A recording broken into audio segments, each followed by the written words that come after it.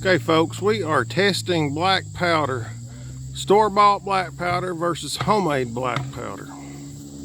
This will be number one shot.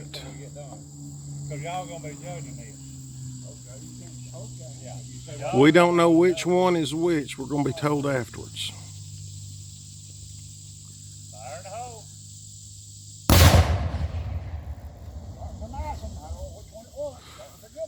It was a good one, wasn't it? Now we are loading the second charge.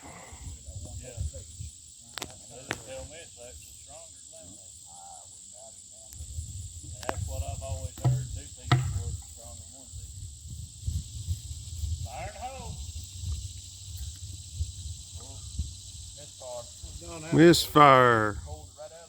That's why I brought 5. Maybe. We're having some trouble with primers. So that was a primer issue, not a powder issue.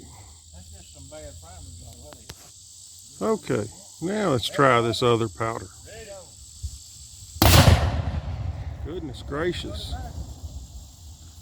All right, so now are we going to use a homemade one?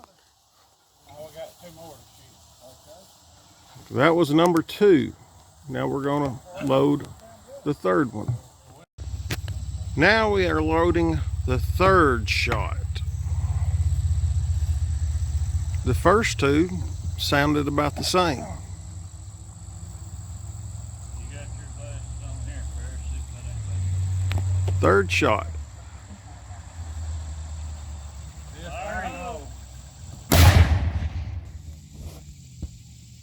Okay, we're putting the 4th shot in.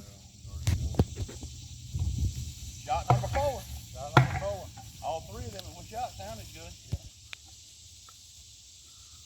Fire in the hole.